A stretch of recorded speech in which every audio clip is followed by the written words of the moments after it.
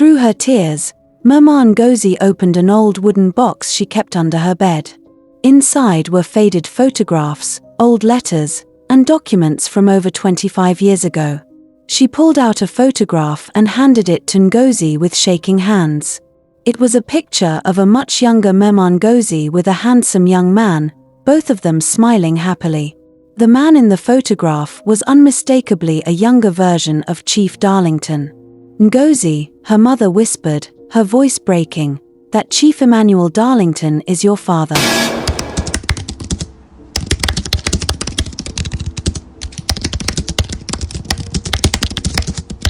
"Girls, we're about to be Lagos big girls," Chika screamed, waving her NYSC posting letter in the air like a lottery ticket.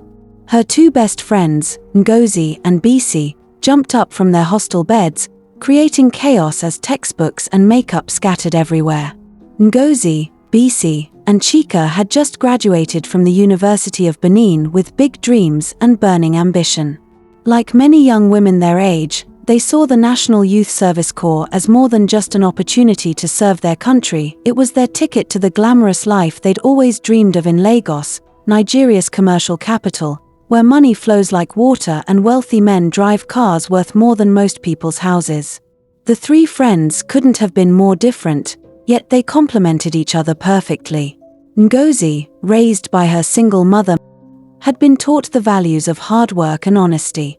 But years of watching her mother sell plantain by the roadside to pay her school fees had planted seeds of discontent in her heart.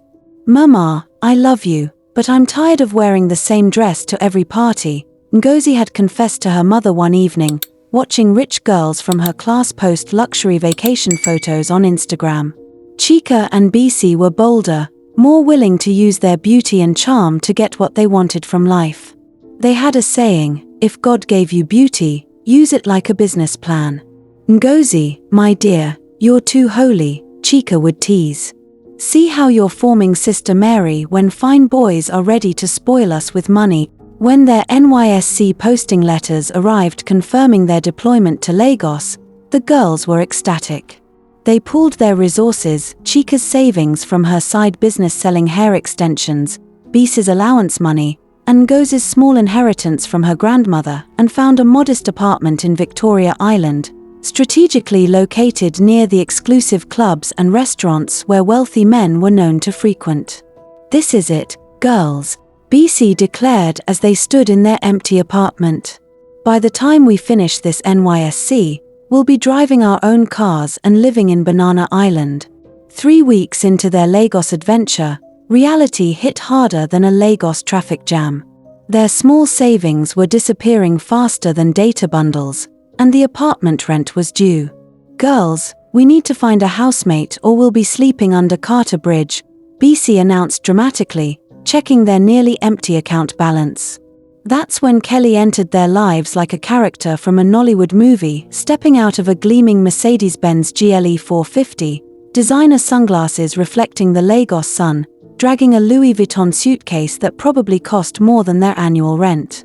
"Hi, I'm Kelly," she said with an accent that sounded like she'd been practicing American pronunciation on YouTube. "I just flew in from South Africa. I need a place to stay for 6 months so I could see how to live with people feels, before I get my own apartment." The three friends exchanged glances. Chika's eyes widened like she'd seen a ghost carrying money. Bisi's mouth hung open. Ngozi felt something was off but couldn't quite place it. "I'm a content creator," Kelly announced confidently as she surveyed their modest apartment with the critical eye of someone judging a beauty pageant. "I have over 300k followers, and I'll need to redecorate this space to match my brand aesthetic. Everything here is too local." "Local?" Bisi repeated, her village accent suddenly becoming more pronounced in her irritation. "Oh, don't take it personally, sweetie," Kelly said, patting Bisi's shoulder condescendingly.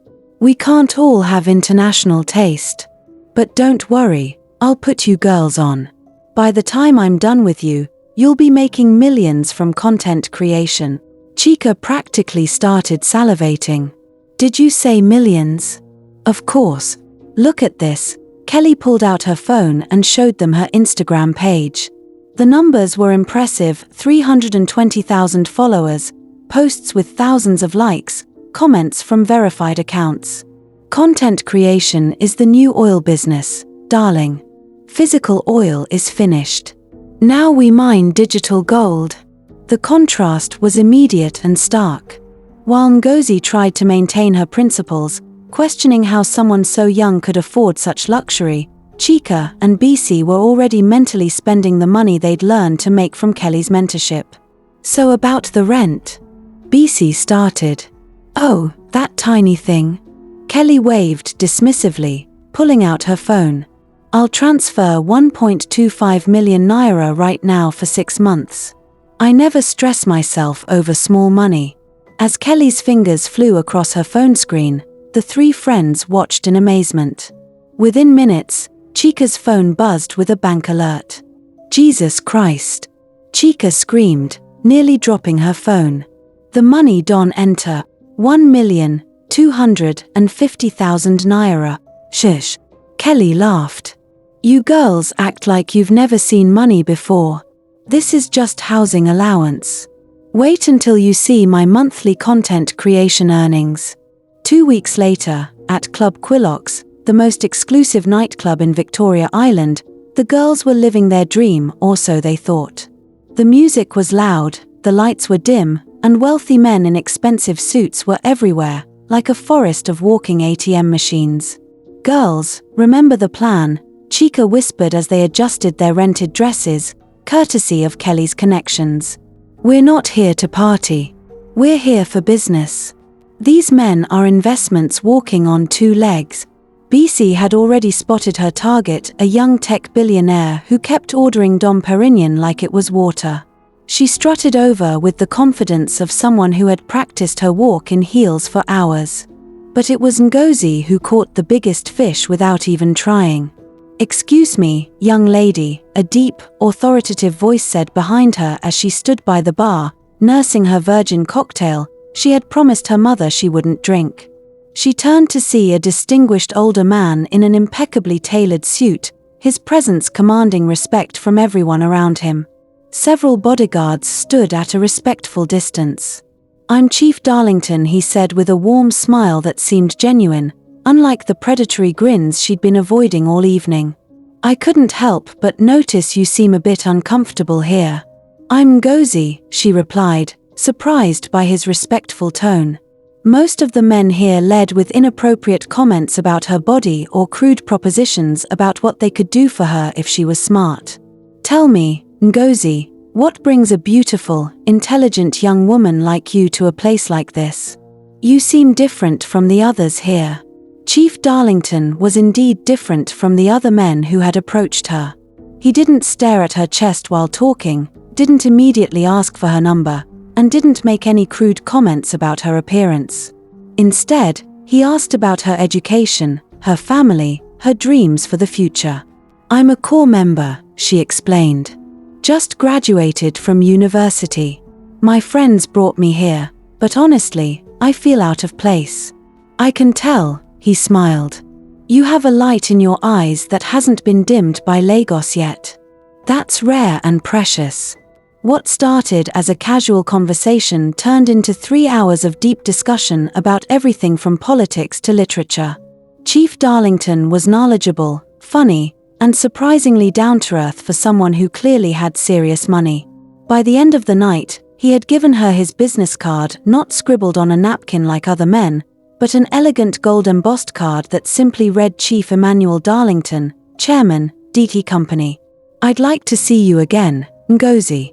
Not at a club, but somewhere we can actually talk.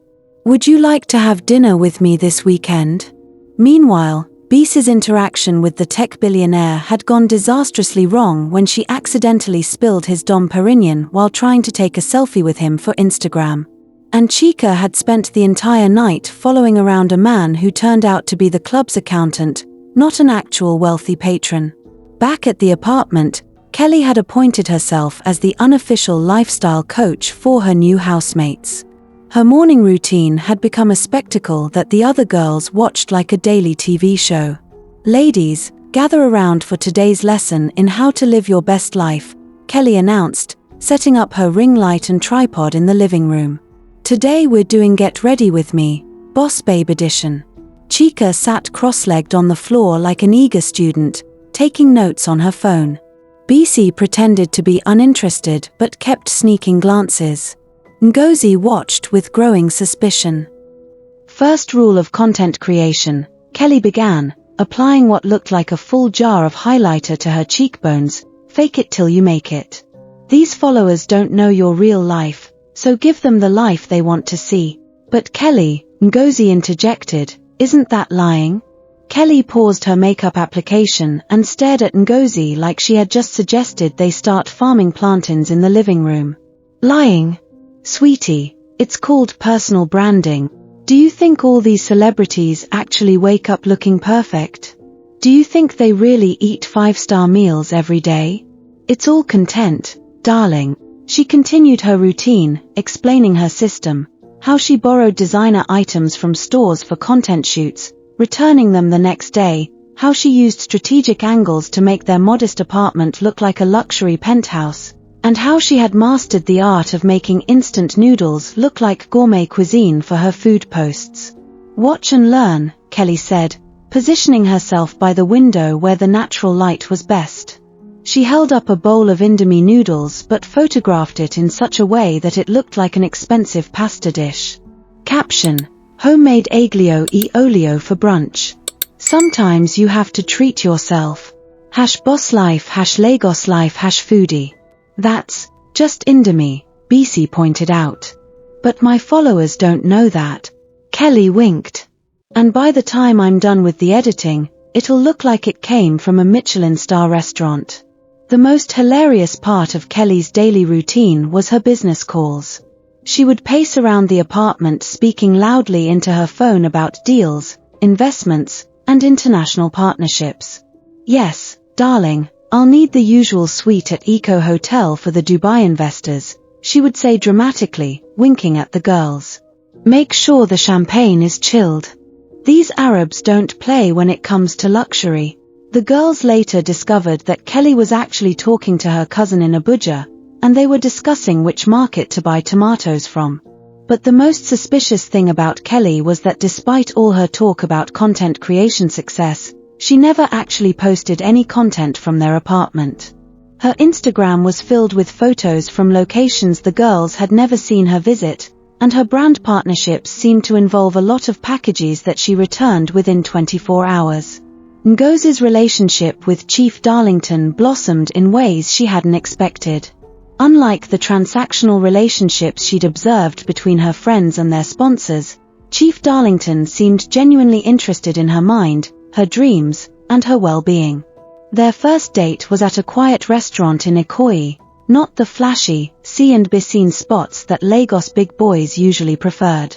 He asked about her family, her studies, her plans for the future, real questions that required real answers. Tell me about your mother, he said over their meal of pepper soup and fish. She's amazing, Ngozi replied, her face lighting up. She raised me alone, worked multiple jobs to put me through university. She sells plantain and yam by the roadside, but she's the strongest woman I know. Chief Darlington's expression became thoughtful, almost wistful. A single mother, that takes incredible strength. She must be very proud of you. She worries about me being in Lagos, Ngozi admitted. She thinks the city will corrupt me. Smart woman, Chief Darlington chuckled. Lagos has a way of changing people. But you seem grounded. That's rare. Over the following weeks, Chief proved to be unlike any man Ngozi had ever met. He took her to art galleries, introduced her to books she'd never heard of, and treated her with a respect that made her feel valued as a person, not just as arm candy. When he gave her gifts, they were thoughtful books by African authors, not just expensive jewelry. When he took her out, it was to places where they could actually talk, not just clubs where she'd be displayed like a trophy. Ngozi, you're different from other girls I've met, he told her one evening as they walked along the beach at Tarkwa Bay. You make me want to be a better person. But back at the apartment, Kelly's facade was beginning to crack under pressure. "Kelly, where did you say you got this phone from?" Bisi asked one evening, holding up Kelly's iPhone. "The warranty card says it was purchased in Computer Village last month, not South Africa." Kelly snatched the phone quickly. "Oh, that. I had to buy a Nigerian version for better network compatibility. My South African phone didn't work well here." "And this Mercedes," Chika added suspiciously, having done some detective work, "the license plate shows it was registered just 3 weeks ago. Didn't you say you shipped your car from South Africa?" Kelly's laugh sounded forced. "You girls ask too many questions. Focus on learning from me instead of investigating me like FBI agent." But the biggest red flag was Kelly's boyfriend, who was supposedly sending her money from abroad. During one of their video calls, Bisi caught a glimpse of the screen and realized Kelly was actually talking to a random TikTok livestream, pretending it was a personal conversation. "Baby, can you send the usual allowance?" Kelly would coo into her phone. "Yes, I know you're busy with the London business deals."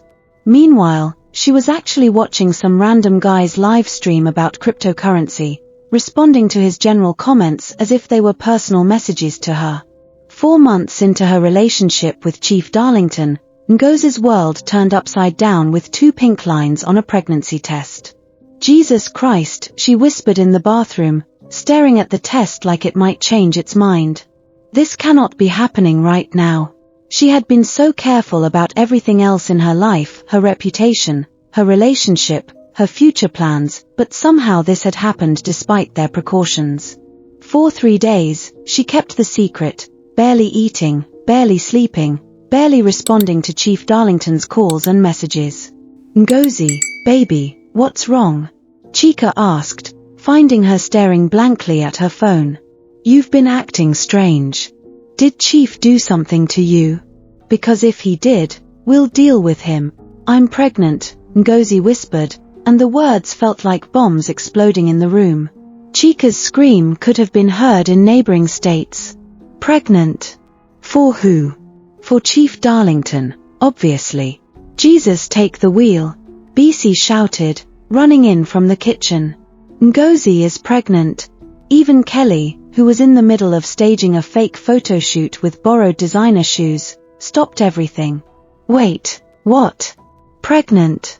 But you guys haven't even been together that long. What am I going to tell my mother?" Ngozi sobbed. "She'll be so disappointed. She raised me to be better than this. Tell your mother." Chika looked at her like she'd lost her mind. "Sister, do you know what this means? You've just won the lottery. Chief is going to take care of you for life. This isn't about money, Chika. Everything is about money." Chika shot back. "Do you know how many girls would kill to be in your position? You're carrying the child of one of the most powerful men in Nigeria." When Ngozi finally worked up the courage to tell Chief Darlington, his reaction was the opposite of what she expected. Instead of anger, disappointment, or demands for termination, his face lit up like Christmas morning. "Ngozi, are you serious?" he asked, his voice filled with wonder. "I'm sorry, I know this complicates everything." "Sorry?" Chief Darlington laughed, pulling her into his arms. "My dear, you've just given me the greatest gift of my life." He explained, with tears in his eyes, that despite being married for over 15 years, he and his wife had never been able to conceive. They had seen countless doctors, tried every treatment, made every prayer, but nothing had worked. "The doctors told us it was impossible," he said softly.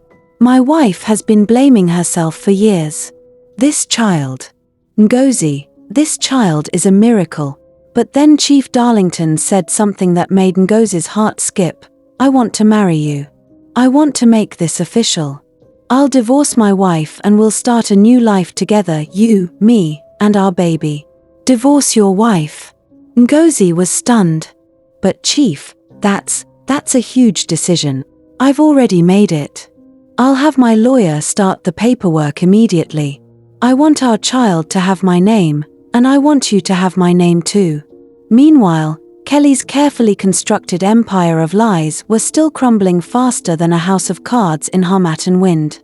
The first crack appeared when her Mercedes was repossessed by the car dealer right in front of their apartment building. The girls watched from their window as two men in overalls loaded the gleaming vehicle onto a trailer. "Kelly," Bisi called out. "Your car is being stolen." Kelly rushed to the window and her face went pale. "Oh, that's just routine maintenance. They're taking it to the premium service center." But the girls weren't buying it anymore. They had started paying attention to the inconsistencies in Kelly's stories, and the evidence was mounting. That evening, Chika decided to conduct her own investigation. While Kelly was in the shower, she went through Kelly's room and made some shocking discoveries. All the designer clothes still had their tags attached, hidden inside the garments. Kelly's passport showed she had never traveled to South Africa. The most recent stamp was from Cameroon, 3 years ago. Her diamond jewelry turned green when exposed to water. Under her bed were return receipts from various boutiques, all dated within the past month. "Girls, we need to talk," Chika announced when Kelly emerged from the bathroom. The confrontation was explosive. "Kelly, or whatever your real name is," Bisi started, holding up the evidence. "We know everything is fake. We've seen it all. I wonder how you could lie to us about everything damn thing about yourself. So we've been living with a stranger all this while?" Kelly's carefully practiced accent slipped immediately. "I don tell Yuna say make Yuna no day search my things," she snapped in pure pidgin English. The girls stared in shock. This was not the polished, international Kelly they had been living with. "Your boyfriend who sends money from abroad. We saw you talking to TikTok live streams," Chika accused. "Your Mercedes was repossessed because you couldn't make payments. Your designer clothes are all borrowed and returned. Even your accent is fake." Kelly broke down completely, dropping to the floor in tears. Okay. You people don't catch me. My name is not Kelly, it's Kelechi from IMO State. I've never traveled outside Nigeria. I don't have 300k followers. I bought 295k of them online for 50,000 naira. The truth poured out like water from a broken dam. Kelechi, Kelly, was from a poor family in Owerri.